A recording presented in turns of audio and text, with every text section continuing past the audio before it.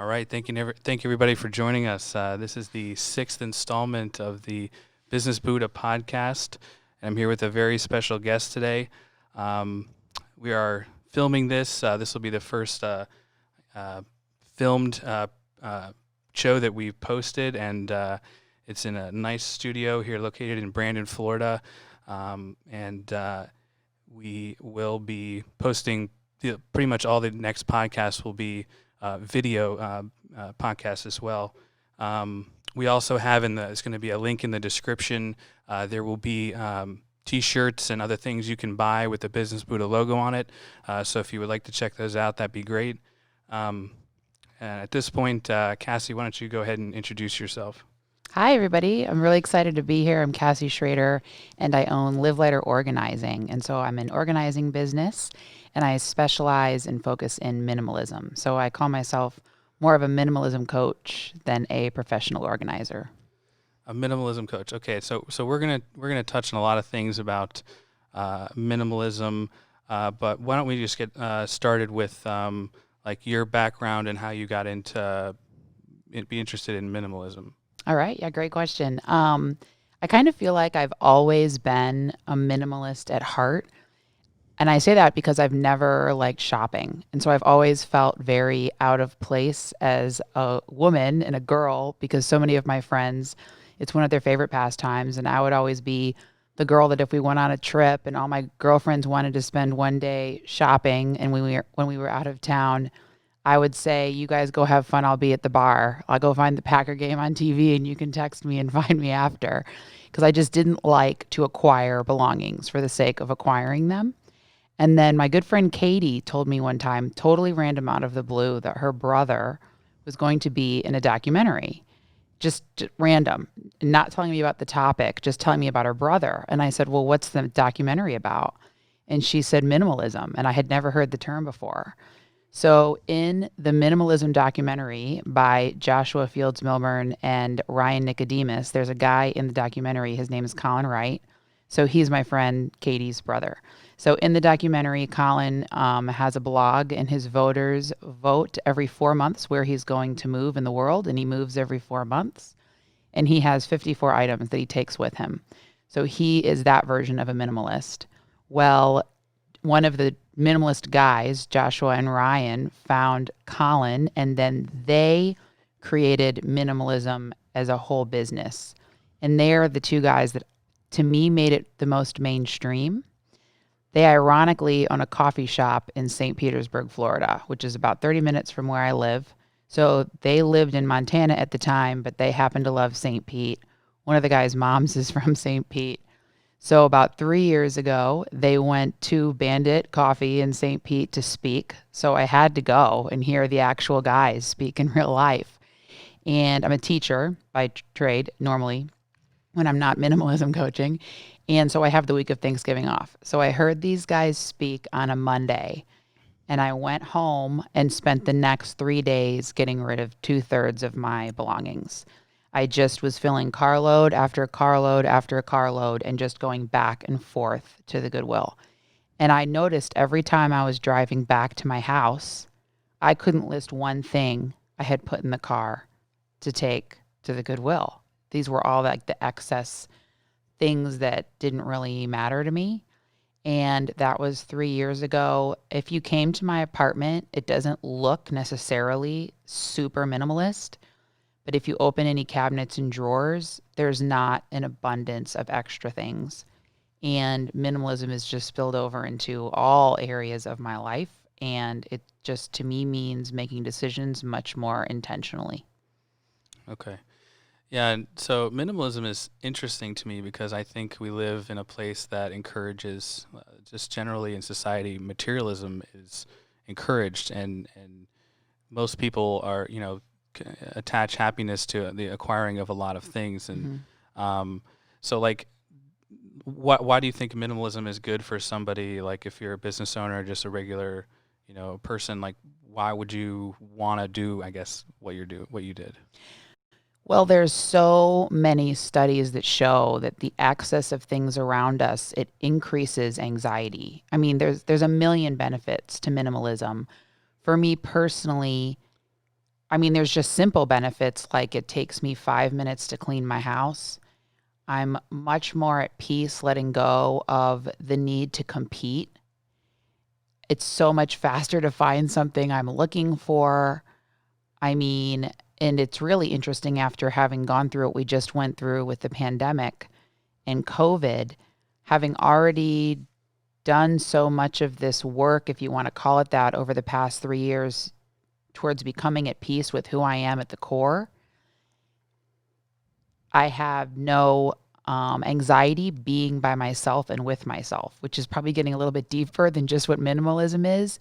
But it's kind of That's like, okay. it's That's okay. kind of like this thing that once you crack open the minimalism world, it becomes more than just about the physical stuff. So you're saying minimalism helps you be more conscious? Correct. Like even it got to the point a year and a half ago, I completely stopped drinking. And if you had told me 2 years ago even that I was going to stop drinking 6 months later, I would have told you were absolutely insane. And it wasn't because of a rock bottom incident, being arrested, anything like that.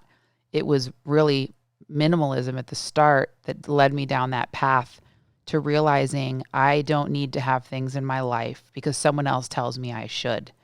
And I can be in control in deciding what I bring into my life and what makes me happy. So is there like a set of things like because I had read somewhere about minimalism that it's like it could be like a number of things. So like is that part of it? Like you can only have 50 things in your house, or like how do you calculate what is appropriate and not appropriate?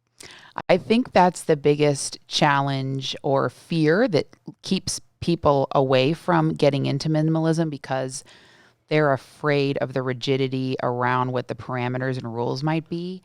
What I teach my clients and what I think is the best thing about minimalism is that it's a completely different definition for every single person. And at the end of the day, I did read Marie Kondo's book, the Joy of, I forget the exact name of it, but everyone's seen Marie Kondo on Netflix. She has the special. And what she uses as her litmus test or reason is just, does it bring you joy? I kind of add a little bit more to that. I would add, is it useful? Does it bring me joy? You know, it doesn't have to just like, because your toilet brush doesn't bring you joy, but you're going to want to have that in your home. Right. You know, so there's some things, probably a lot of things in my home that I don't necessarily want to do a cartwheel because they're there, but I hang on to them regardless. So, you know, for example, Joshua Fields Milburn and Ryan Nicodemus, the minimalists, gave this example one time of this grandfather who had a collection of like 200 model airplanes. And he was getting into minimalism, but every time his grandson came over, they would spend the day looking at and playing with these model airplanes. So therefore, through his grandson, the airplanes brought him joy. He should hang on to that collection. As long as it's not causing him stress and putting him severely into debt, and he loves to play with those airplanes every time his grandson comes over, hang on to them. I've talked to women who have 100 pairs of shoes, and I say, how many of the pairs in a year do you think you wear? And they'll Right. say 70. And I say, well, if you really wear those 70 shoes, you have an organizing system that works for you, you know, feel sadness thinking about getting rid of them, then keep the shoes by all means. But there's also women on the other end of that scale that have the 80 shoes because they're, just as like a reflex, they buy them when they're out and then they still wear the same 3 pairs all the time. So every single item, that's why having a minimalism coach can be very helpful because you a lot of the time can read the books and watch the videos till you're blue in the face, but at the end of the day, it's very personal. It's kind of like a therapist. There's never a one size fits all for everyone.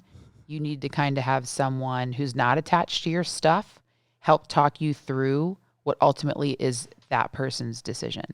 So you're somebody who, what was the name of the company again? Live lighter organizing. Live Light Organizing. Live lighter. Live Lighter Organizing. Because to me, when you get rid of your stuff, you feel lighter. So So that's why I chose that name. So you come into their home, presumably, and you go through all their stuff and you try to basically convince them to throw stuff away. Is that basically what it is?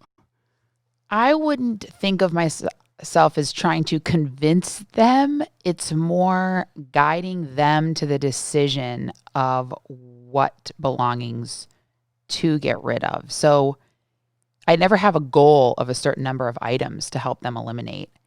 And minimalism and getting to, like, for example, the point that I am now, it doesn't happen overnight. And so if I'm starting with someone on the first day, I realize on that day I might not get through as much as I might after working with someone for a few months, because it kind of picks up steam as you go along until you get to sentimental items.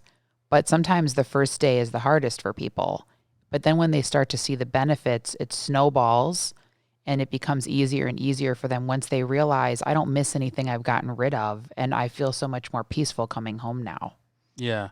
So is it the reason why minimalism is a good idea is it because when you have a lot of things, you it takes up your time? Like, is it a time issue? Like, if I have all these things in my house, like each one of them may have like a certain maintenance time I have to put in it, so it takes up my day. And by getting rid of them, I free up my time. Is that a big part of it? That's huge. Yeah. I mean, it can be in terms I mean, time and money, I think, are the two biggest benefits, having more time and having more money when you get into minimalism.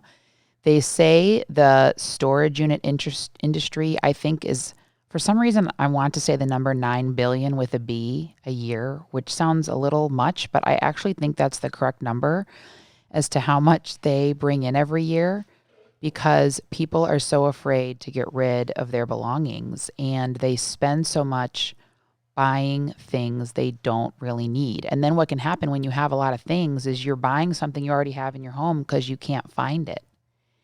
And when it comes to the time, it is so much faster and easier to clean and straighten when you don't have a lot of stuff. But to me, there's benefits so much beyond that. I mean, I think I was telling you earlier, my dad passed away 3 years ago, and he was sick for 5 years. But the last year of his life, he was extremely sick, and he was dying extremely slowly because his lung transplant was rejecting. And I'm sorry to so, hear that. thank you. So, and I mean, this is part of the whole, I think part of the reason I found minimalism, it was ironic. I found it that November of 2017 or 2016. This all started for him 2 months later. And the benefits that had come to me from getting rid of all of my belongings, I was spending a third of my life at my apartment, a third of my life at my parents' house, and a third of my life at the house of the guy I was dating at the time. And because I had pared down what I needed to such a small amount of stuff, having what I needed wherever I was staying that night was zero stress to me, because I had gotten down to like my 3 pairs of shoes that match with any outfit that I own, my one makeup item for each part of my face, which now fits in one bag, my one hair tool that I'm going to use. I had one of everything. So everything would fit in this one bag that, as long as I had it with me, I was fine. And I was never stressed about where's all my stuff all over the place. What did I leave somewhere? So it made that year, I mean, I can remember thinking very often how grateful I was for having found minimalism during that year. Even despite that horrible experience, I could appreciate what had happened. And then one other major example of how helpful this was, the following March, I had planned a work trip to Albuquerque, and then I had one night at home before I was going to Hong Kong for spring break. My plane leaving Albuquerque hit a bird. So instead of having the night in Tampa, I had 2 hours at the airport in Tampa. So my mom had to pack for Hong Kong for me. So imagine someone else having to pack for you for a week in another country. But because I had pared down all my belongings to only things that I loved, I told my mom 2 dresses, 1 shirt, 1 pair of shorts, pair of sandals, sunglasses, and the pile of stuff that's on my dresser, because I had stacked like magazines, my passport, and my Hong Kong cash. So she literally went to my house. She did exactly what I said, and every item that she picked, because I only had belongings that I loved, worked. So there was no stress about not being able to go home. So the benefits, they just, like, once you figure all this out, this will happen to you, to anyone. But everyone's life has a different journey, so everyone's experiences where the benefits are going to be different. Yeah, one of the things I'll say is I visited Japan last year, and I'm somewhat into Japanese things and Japanese decorating and stuff like that. And one of the things you figure out, or my perception of it is that Japanese decor, it seems minimalist in a way. Like if you Google, like if you go on Amazon and you try to you type in like Japanese coffee table, a lot of them are foldable coffee tables where it's like the idea is that you put things in a room, and like when you use them, then you take them away when you're not using them. Meaning it's not like you have fixed static objects that are in a room, and I think you can do that with other things. Like you can buy couches that are like on the ground. Basically, they're not there. So it's just a different way to think. Is that kind of what it is? Like, do you go into a room and you're trying to basically declutter it so that it's like you're valuing spaciousness over like a lot of things in the room? Yeah, I mean, for me, I don't have anything I want to have to move around, like put something away. I think if my home was smaller, that might be the objective. But for me, it definitely is very freeing to not feel like I have to have a piece of art on every wall, that I need to have a knickknack on every shelf. So there is lots of open space, which is what leads to making it easier to clean your house. So your walls in your house just blank? No, no. That's the thing, you know. And there are people who like that look. They're so minimal. They're so far on the spectrum of minimalism that they like that look. For me, I prefer a more homey look, so I do have things on my walls. But now that I have enough art on my walls, I will never, never, never purchase anything new for my walls ever until I move. I will not purchase a new piece of furniture ever again until I move. And my end table has for 9 years, my entertainment center, I should say, for 9 years has been two old end tables that are pressed together. And when you glance at it, it looks like a table that's meant for a TV, but it's actually two end tables pushed together. So it's just kind of rethinking. I don't always need to go to IKEA or to Home Goods or Target every time I move, and always purchase new things for a space, especially when you keep one color palette. So like everything in my house, my whole apartment is neutral. My accent color is teal. So I will not have anything brought into my home that's going to be seen visually unless it's a neutral color or teal. That's also the way I dress. I won't purchase anything that's not a neutral color. And then the accents I use are navy or pink. There's a dress code for minimalism. For me. Okay. For me. So I mean, but Courtney Carver started the Project 333, where she challenged herself to use 33 clothing items for 3 months and see if she could make it through that time. And does that mean like individual socks? No. Like how do you come up with the number? Like, because that number is going to go up really quickly. It would be like tops, bottoms, and shoes. You know, like for a woman, dresses, 33 tops. pairs of shoes or 33 individual shoes? Pairs. Okay. All right. Just making sure. But it's very easy as a woman. All my shoes are neutral in color. They're all nude. And so they match with any outfit that I have. I never stress about getting dressed ever. I love every item in my closet, and it doesn't matter how many times I wear a dress to work, someone will ask me if it's new. People just don't notice or care or see what you're wearing the same way that you think they do. People don't pay attention as much as you think they do. They don't. They're talking to you. They care about you. They're going to notice if you look happy or you look sad. They're not looking at your clothing. Mm-hmm. There was a newscaster who was the version of Matt Lauer in Australia who one year did an experiment. He wore the same suit for a year with a different shirt and tie. Without washing it. Well, I'm sure he washed it. But he wore the same one for a year and no one noticed. No. Yeah. Now, I mean, women maybe on TV after a few days, people might notice what's wrong with Savannah Guthrie. She isn't changing her clothes, but it doesn't happen to me, with my coworkers. Maybe my students would notice because they are sitting there looking at you for an hour every day. But who cares what 11-year-olds think if you wear the same 5 clothes? It just doesn't matter. And there's no benefit to just adding stuff unless it brings you joy. But I think there's a tipping point where for anyone, it gets to the point where it's not bringing you joy anymore. So is minimalism, um, does that also go into like eh, you prefer cheaper things over expensive things? Like, does that uh, like and like also your time? So does that have to do with how you spend your time? Like, you won't have certain amount of social interactions. Like, is that part of it too, or is it just to do with physical possessions? So it's very interesting you say that.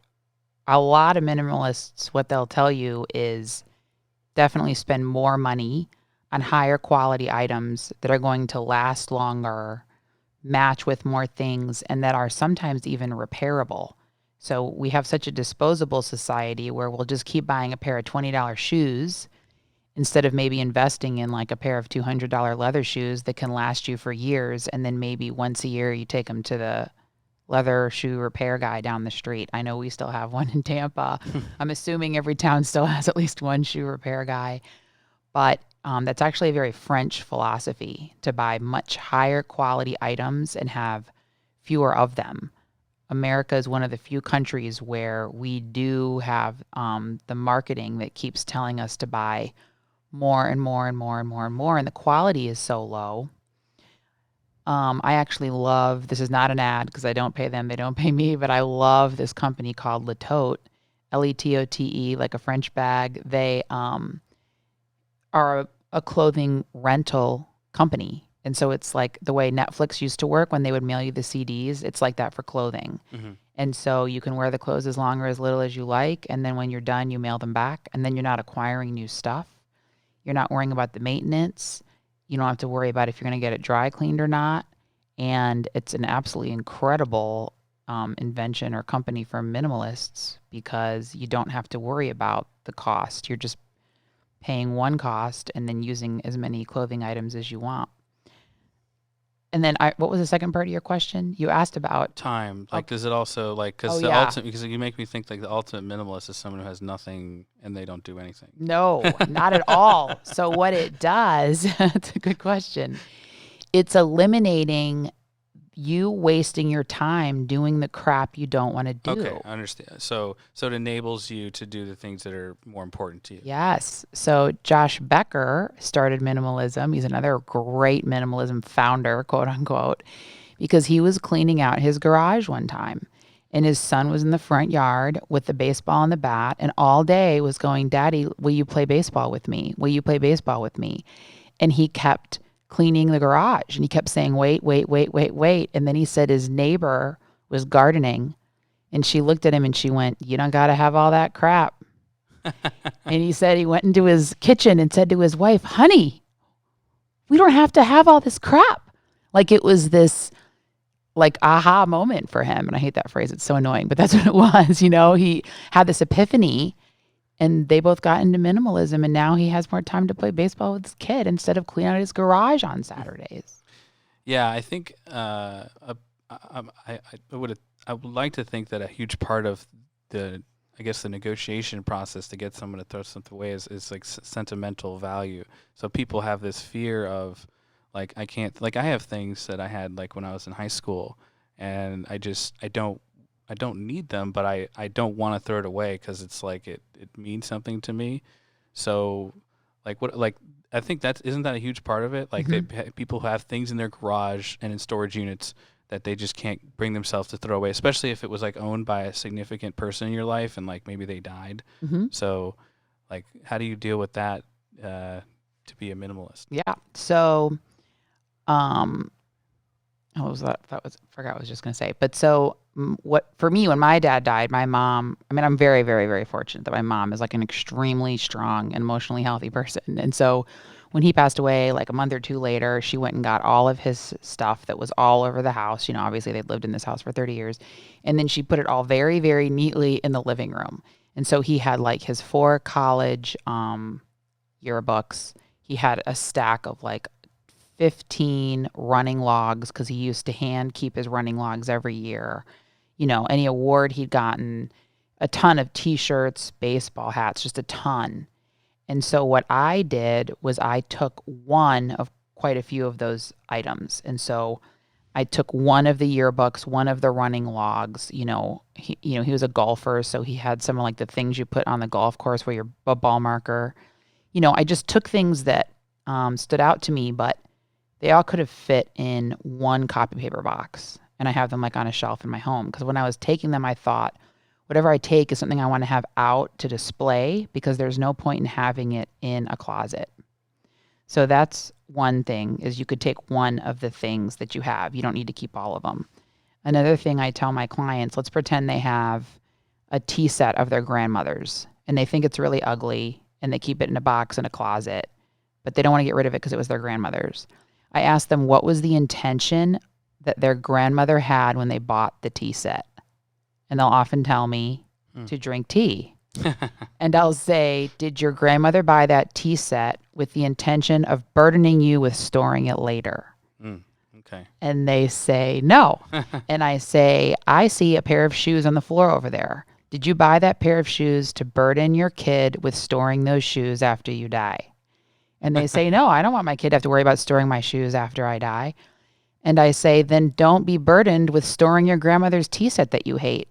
Pull out what you think is the most beautiful piece, put it on a shelf where you can see it every day, and take the rest of that stinking box to the Goodwill. And this actually made me think with my own mom, because she does have a 4-bedroom house now full of her stuff and my dad's stuff they've acquired. It's not too much stuff, but it's full of their stuff. I asked her one day, what of your belongings after you die do you want me to keep in the family? And I was shocked. She said nothing. If I hadn't asked her that, whenever she does pass away, I would have felt the burden to hang on to those things. Yes. And she said, Cassie, I bought all of these things because I love them. She goes, whatever you love, keep. If you don't love it, I don't care what you do with it. I'm going to be gone. You know what I mean? And so, and my last solution would be take pictures. Pictures. Like, if you want to see the thing that gives you the happy memories, take a picture of it. Like I ran the Chicago Marathon. It's the only marathon I'm ever going to run. It was really great. It was really fun. I did it one time. I was very proud of that accomplishment. I didn't even run the whole thing. I ran half and walked half. And then I had the award. And so that was a big deal, this medal that I had. But who cares? So I took a picture of the medal and I literally threw it in the trash can. And it felt really great to do that. So those are just some options you could have when it comes to sentimental stuff. Yeah, it kind of makes me think of like, does that make you a person who's like very into recycling? And like, because I saw this video once of this girl that like it was something like she could fit all of her waste in like the size of like a coffee cup, like in a week or something. I don't know how she did it, but she like bought things in a certain way, like even like the soap she used, and like she would bring back, like she's reusing all of her bags and all that kind of thing. That kind of sounds like a version of minimalism, like a person who wants to have a there's a lot of people who want like I don't know what exactly it's called. It's like a zero waste output. Have you ever heard of that stuff? Well, there's a lot of natural environmental benefits to minimalism, because if you are buying one more expensive item one time every 5 years instead of 10 of them every 6 months, you're naturally helping the environment that way. But not only that, what else minimalism opened my eyes to was just websites like Mercari and remembering eBay.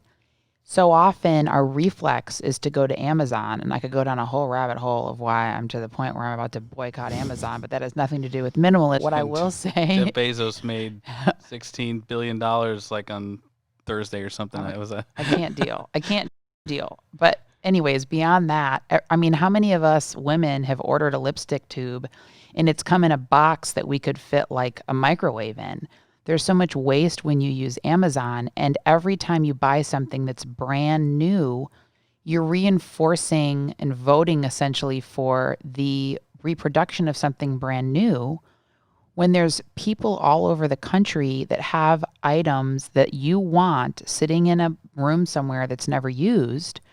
So, for example, like when I wanted to try tea, instead of going on Amazon and buying a brand new teapot, I went on Mercari. And there's a million of people that have old teapots they don't want to use anymore, and they put them on Mercari. So it might not be the exact selection of exactly what you want, and it might take a little bit longer to arrive and cost you $5 more, but you're not encouraging the production of something brand new, potentially not even made in the United States.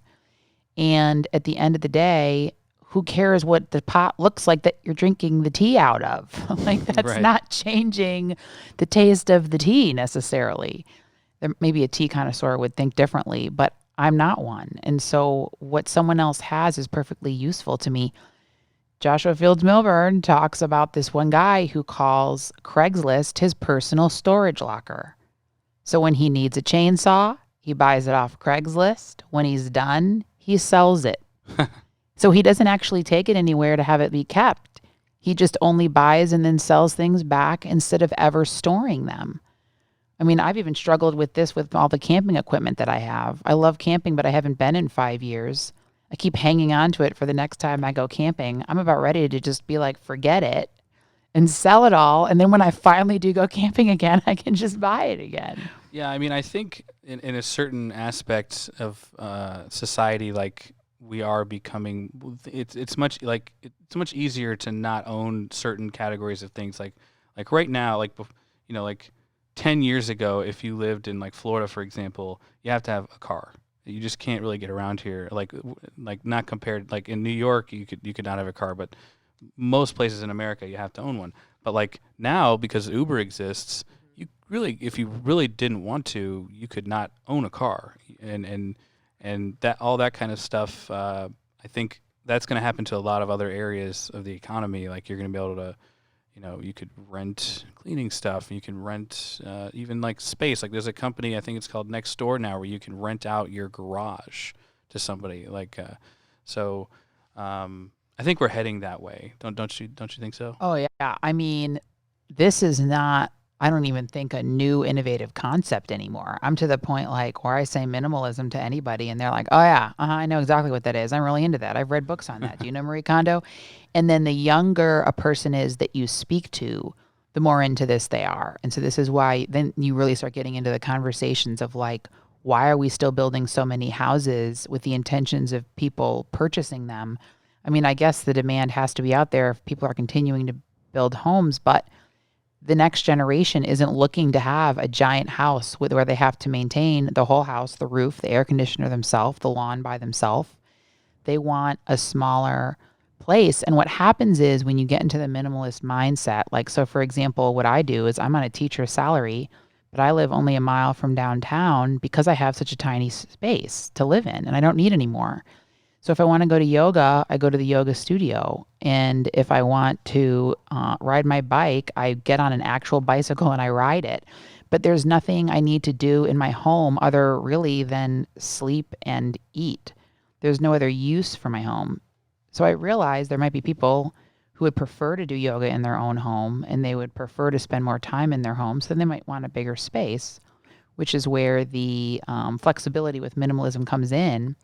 But for me, I'd rather use my home as little as possible and do all of the extracurricular things outside of it. Yeah, it's almost like I was thinking about that the other day. Like you don't. Most people's homes are empty for a huge portion of the day, and you would think that in the future it'll be like, you don't really own a place full time anymore. Like maybe you own like an office that you go to, and then you rent out the house when you're sleeping at night. The cars are like that too. Like most people's cars are sitting in a driveway for most of the day, at their job, and then they sit in the driveway at night. So you would think that at some point in the future, it's going to change and it's going to be, different in some way. I feel like I'm turning this podcast into a giant advertisement for a million different minimalism products, but Toro, I think Toro or Turo, it's a company exactly what you're describing where if you go out of town, you can put your car up for rent. I think I've seen that. Yeah. Yeah. It's like Airbnb for your car. Isn't that like you can rent like nice cars? You can rent like a Yeah. like a Lamborghini. Yeah. if you want But to. you could also rent a Corolla if you wanted to pay a little bit less money. And it's the same concept as Airbnb. Why do we need to continue paying the prices of hotels when people could just rent each other's homes that are sitting empty anyways? And that, again, is another example of it being better for the environment, because the less space we have going unused that then is air conditioned and having to be maintained, the better. Right, right. Um, so how does that process work? Like if um, you get hired by someone who, so I was going to ask you before, like um, what is the opposite of minimalism? Is that like a hoarder? Is that like a maximalist? Someone who just is obsessed with things and just has tons of storage units? Just, I mean, it seems like everybody's more like it's like a spectrum, and Yeah. some people are just more obsessed with things than others. Most people who call me are people who are kind of getting to the tipping point of, I know I have too much stuff. I don't want to get to the point where I become a hoarder, because hoarders very, very rarely ask for help themselves. I've been watching Hoarders on Netflix, ironically, for the past week. There's like 5 episodes on there. I've noticed every single one, they're calling the experts for help because they're getting citations from the city. And most of them are arguing at first that they're not hoarders and that the city is like a communist regime that's against them and trying to make them homeless and take them to prison. So most people who call me on their own, and I really will only work with people who call me on their own, because it's just like therapy where you can't make someone else want to go to therapy. Like you have to do it yourself. And so if someone calls me and says, will you come help my husband get rid of his stuff? I tell them, your husband can call me and then we'll see. But I'm not going to go force your husband to get rid of his Yeah, stuff. you can't go into their house and just start taking their. No. And so, but people also, they're calling me because they need help. You know, if people can, there's a lot of people that can just do this on their own. They just organize on their own and get rid of stuff on their own, and they love it, and it's easy, and it's no big deal.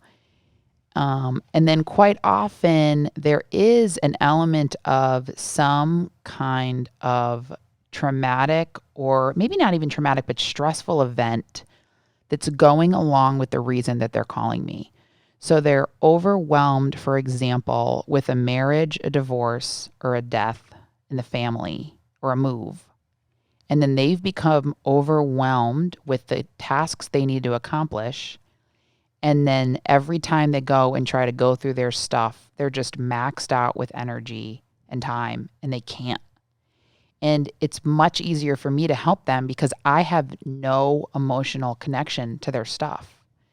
So I'll never force them to get rid of something that they don't want to, but it's much easier for me to look at a dress that they might see as like, that's the dress I wore on my first date with my ex-husband. And I look at it and I see like 3 stains and a hole in it. And they don't even see that until I point it out. And then they go, oh my gosh, you're right. And then they can easily get rid of it. But they just need one neutral person to kind of point out, like, this isn't a beautiful dress anymore, and you don't even have happy memories from me it. think of things that now I have to throw away. Like I have this, like I have shirts. Like I have like I did like basketball when I was a kid, and like I have shirts that are not, like unwearable. I mean, they're tiny. They're like kids' shirt from like when I played basketball. But it's just, I've just never thrown it away because I feel like it's the memory of that I've been thrown away. You know, it's like the attachment of the memory. Yep. And I also have like trophies from like, you know, like little tucking kids basketball. And it's like, what am I going to do? Like and I was thinking about the other day, it's like, I'm never going to show those to anybody. I don't look at, I don't really, but I can't throw them. Like, I don't want to throw them away. So you know what Marie Kondo says? And so I hear you. It's okay. And it can take time to get to this point. Marie Kondo says do sentimental last. I totally agree with that. Because you build, so if I'm helping someone with their house and we get to a sentimental box, I'm like, go put that somewhere else. Because that's so much more emotionally difficult. And if you gain the momentum of how freeing it is over time, and then you get to sentimental items last, you're ready for it. But Marie Kondo says two more things that seem really, really cheesy. And I am not a cheesy, touchy-feely person at all. But these both really help. One, you literally hold the item to your heart and see how it makes you feel. And quite often when you do that, you're like, I don't really care about this shirt, like as much as I thought I did, I guess. Like when I think about it, it's not that big of a deal.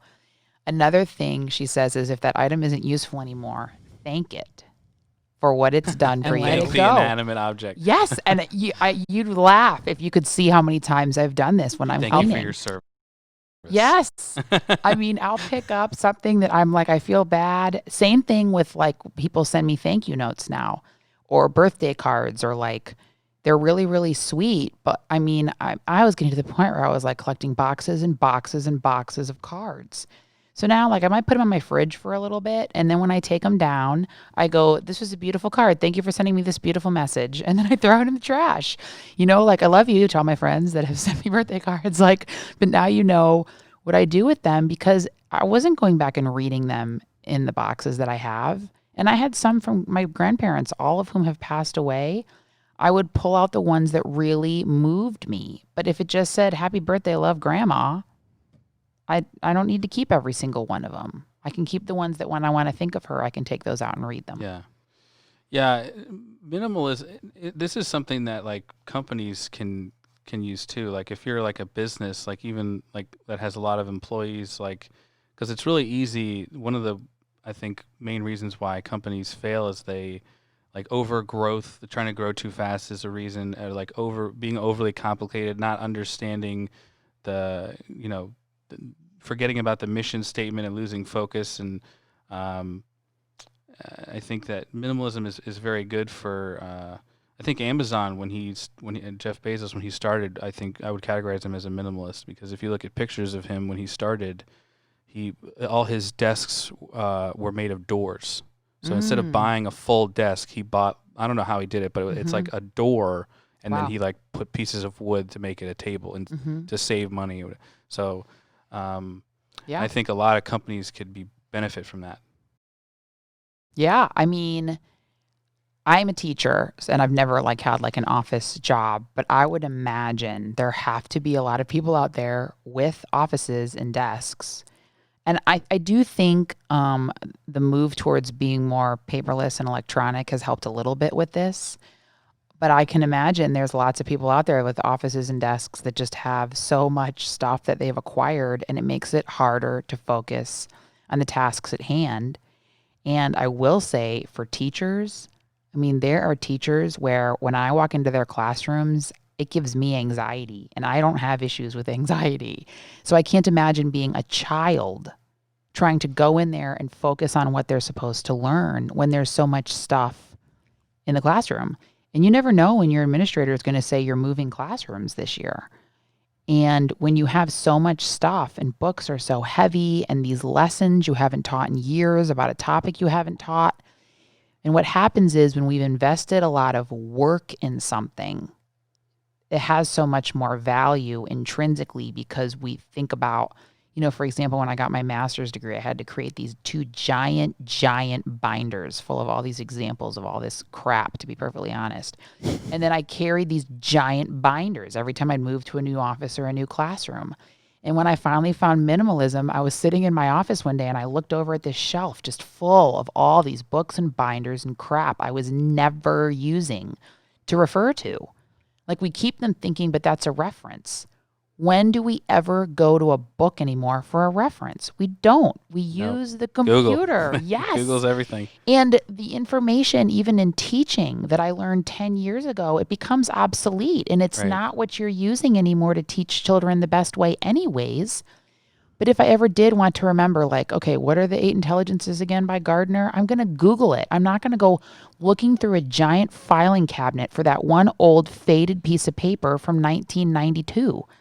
So I've gotten rid of almost every paper item in my classroom. And that's also why I encourage my kids to use a computer as much as possible because then nobody ever loses anything. Yeah, I mean, I hear what you're saying because I had like textbooks that I saved from when I went to college, like about accounting and macroeconomics and that kind of thing because I studied business. But like, And you paid and I, 150 bucks yeah, and I for each paid a of them. ton of money for Yeah. them, and then I just never threw them away. And then I looked at them a while ago, a couple years ago, and I was like, so I can't use this. I mean, like it's so outdated now. Like Mhm. it'd be crazy to reference this Yep. to decide anything. So you Mhm. just have to throw them away. I mean, Yeah. there's no other alternative. Nope. But I do like a paper book. You know, like if Yep. I want to buy a book, I want the That's paper where the version. public library comes in really, really handy. And Are nobody you plugging the uses it. public library? I use it. And here's the thing, the public library, you can request any book on the app. And then when it's delivered to your library, you get an email. And then you just walk into the library and it's right there on a shelf with your name stickered onto the book. And you can take it out and use it. And same thing with Kindle. I've actually started using my Kindle more than anything because of COVID, because the library is closed. But you could still check out books online. It links to your Kindle, which syncs to the Kindle app on your phone. You're not paying a dime. You have a book with you everywhere you go. It totally syncs. You're never paying money, and you're not acquiring a physical, heavy object that's taking up more space in your home. Well, I don't think the public library is going to sponsor us. So, Probably not. yeah. So like, what is that process like? Like, is that something that it's multiple sessions, or it's a one and done, or like, how does that work? Like, It just depends on the person. Sometimes people like for me to just kind of give them like a kick start. And then sometimes people keep hiring me to come back over time and just continue to help them as long as they want. So I'm actually, since it's a hobby more than like my main source of income, I'm super laid back about it, to be perfectly honest. People can, decide as they go along. So a lot of the time we just schedule the next session based on like when one ends. It's not like I'm telling anyone to commit to 10 sessions with me and sometimes people say they just need a little bit of time and then I'll call you in a month and they do, or it's just totally up to them. But the thing for me is my focus is minimalism, not professional organizing. And there's a lot of people I've found who think they want to get into minimalism. And then when I show up and start walking them through it, they realize it's not really what they want. They want someone to organize if they all want of someone their to stuff, decide, like, where all their stuff should this go. room has to be feng shui, and we have to put all this here and paint this wall. Like, I think what they want is someone to go to the container store and buy a ton of containers to help them put all their stuff in. And that is against what I believe. It's what's best for the person. Okay, so you want them to like Get rid of stuff. Throw the stuff away. So if I find they're really struggling with getting rid of stuff and they keep wanting me to go to the container store with them, I'm not the person for them. Right. Then they need to find a true professional organizer. And there's nothing wrong with that. And there's amazing professional organizers out there. That's not my strength. My strength is not looking at a ton of stuff and making it look neat on the wall. My strength is helping a person get rid of stuff when they're to the point where that's what they want. Right. I think it helps people if they like have a reason to get rid of it that's not related to themselves. Like if you like I've donated to Goodwill a bunch of times, and I think that if you have like some knowledge that something you own is going to be used by someone else and you have an opportunity to help somebody, it's a lot easier, I think, to lose something. But if you don't have that, and it's just I think just conveniently it's just easier to say, well, I'll just keep holding on to it, and maybe I'll throw it away later, because you always retain that right. So it's like, it's like I don't know if the catch-22 is the right word, but like it's easier sometimes to just hold on to something and like justify it by, oh, well, I need to find an opportunity to donate this or find a purpose for it, as opposed to just throwing it away. So the minimalists talk about the 20-20 rule. If you can replace something for less than $20 in less than 20 minutes, don't keep it just in case. They'll also have like the 90-90 rule. If you haven't used it in 90 days and you won't use it in the next 90 days, donate it. One major thing that helps me with not purchasing new stuff is when you research how much the Goodwill and Salvation Army throws away the donations they receive. They receive so much old junk that they can't possibly sell it all. Right. So it ends up in landfills anyways. So if you think about that while you're shopping and really focus on how you can't just necessarily, I'm going to sneeze. You can't just necessarily that easily donate something, because so often people don't even want your old stuff anyways. Like we think there's people out there and they're really poor and they really want my old shoes. Poor people don't want old shoes. Like people, who wants old shoes? Like if I was like cheaper new shoes. Well, or just or I want nice new shoes. You know what I mean? Like if I ever was to the point where I lost my job, heaven forbid, that doesn't mean I would suddenly be like, I can't wait to go buy somebody's used crap. You know what I mean? Like I would still prefer newer stuff that's a little bit nicer. So to me, it can get almost a little insulting when I'm working with people and they have some junk and they keep saying someone will use this. I'm like, where are these people? Where are all these people that you think actually want to use this old junk? No one wants it. It wasn't useful for them. It's not going to be useful for someone else. Yeah, like to think that we could donate it, but it may not be even possible. Right. Or even if it is donated, that it won't be used anyway. Right. Because most things, especially things that are, not relatively inexpensive, especially like furniture, like if you go to Amazon, you buy like the first bookshelf on there, like that bookshelf, it's not gonna, it'll last a couple years maybe, but it's gonna deteriorate, especially like if it gets wet or something. And it's not going to be something you want to donate to anybody in a couple of years. Right. It's just the reality of it. So, and the other side of that is that we're creating waste, and we need to figure out a way to stop doing that. So yeah. I think minimalism, a huge part of it to me is like figuring out a way to recycle things better.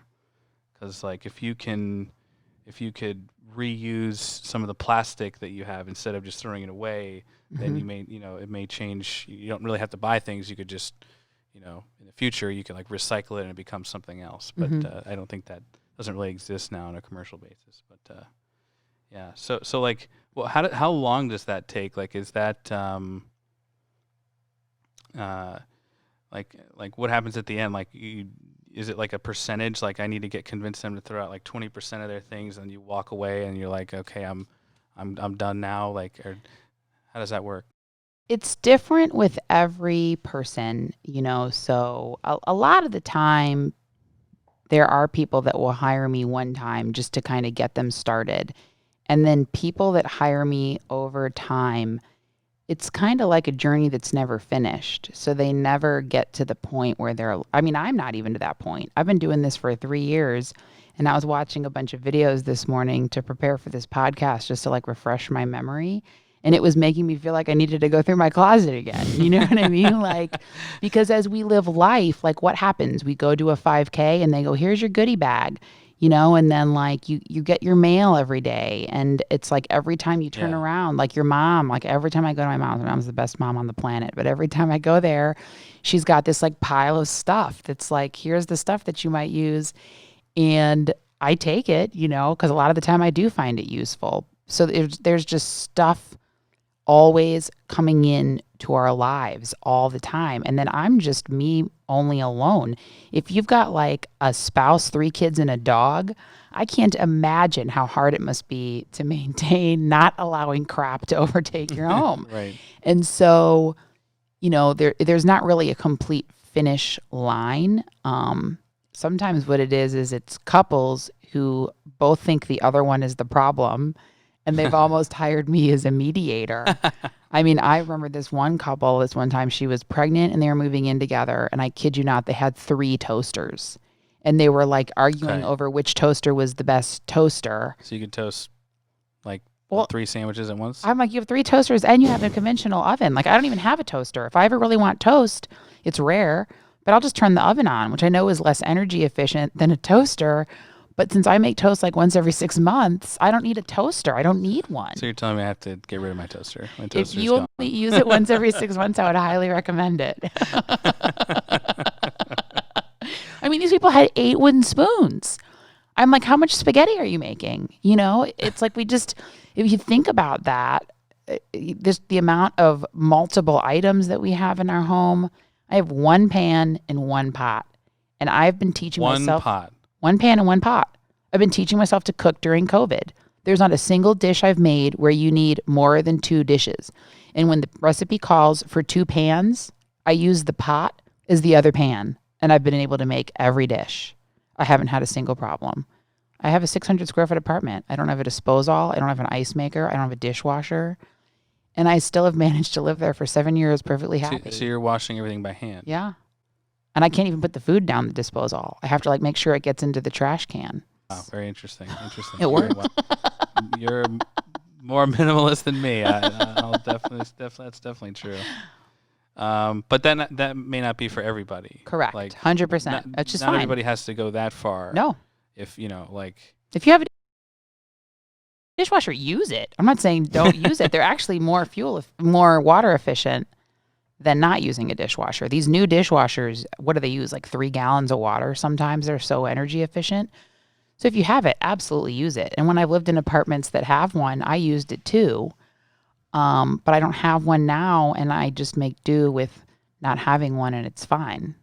So you could almost be used as a way to save. I don't know if that's the right word, but like save people money. Like if there's a family who like has a certain size apartment or a house, and if they could be convinced to get rid of a certain amount of things or cook in a different way, they might be able to say, okay, maybe we could live in a smaller place and 100%. we'd save on rent and we wouldn't have all, I think subscriptions a lot. Like everybody has all these subscriptions to this and that, and most of it's, unnecessary. Yeah. So you could be like it's like you're saving people money because they could if maybe not exactly how you live, but they could live like a small version of that, and they could save money.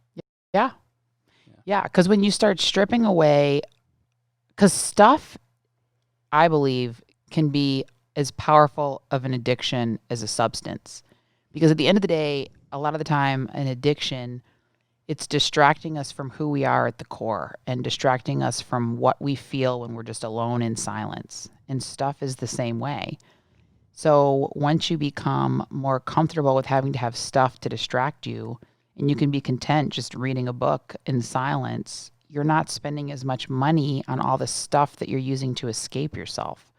Which is back to the whole yoga and meditation down the rabbit hole thing I was talking about before. But I love yoga and meditation. Yeah. I think it's great. It's all aligned. I think that's part of it. I mean, like not specifically, but like once you become more of a conscious person, you don't care as much about, material things. Mm-hmm.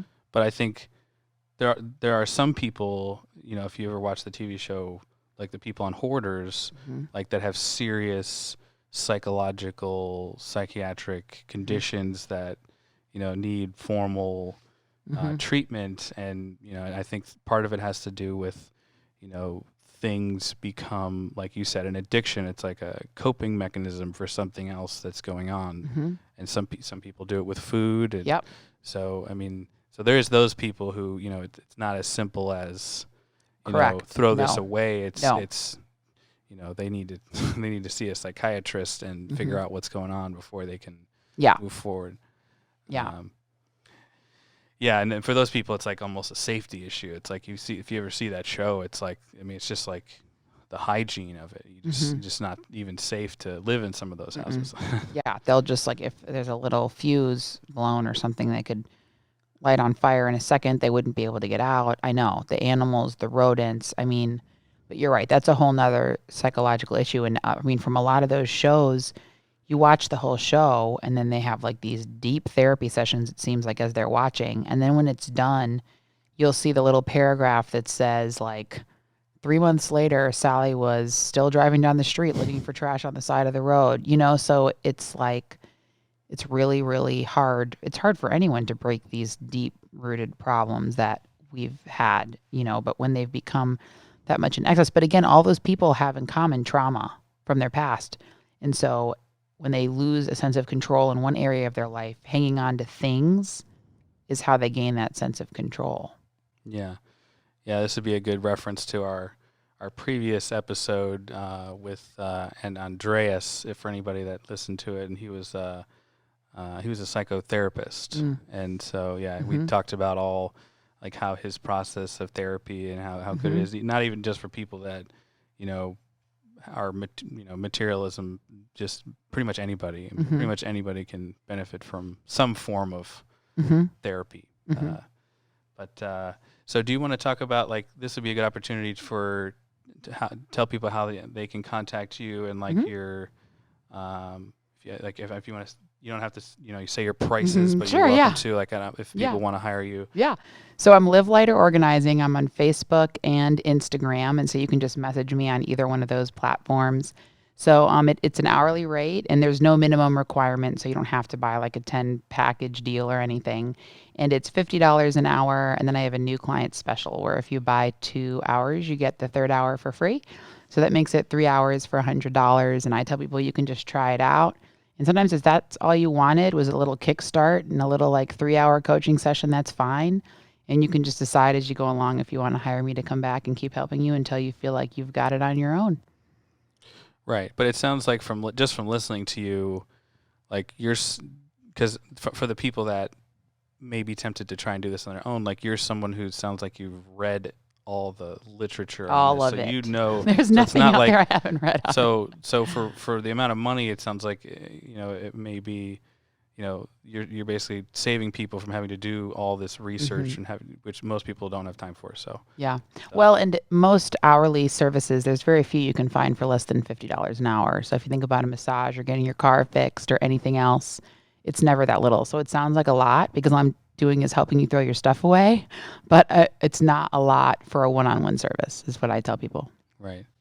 We're going to start wrapping things up. I wanted to thank you very much for coming on the show. Thank you. It was really fun.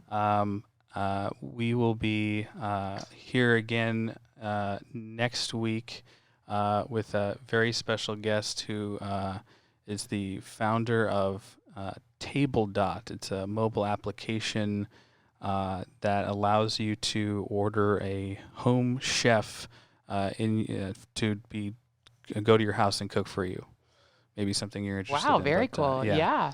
So stay tuned for that, and I'll put all the links to all of Cassie's contact information in the description. Please don't forget to check out the Teespring for the merchandise, also in the description. But thank you very much for everybody tuning in, and we look forward to speaking with you again next week. All right.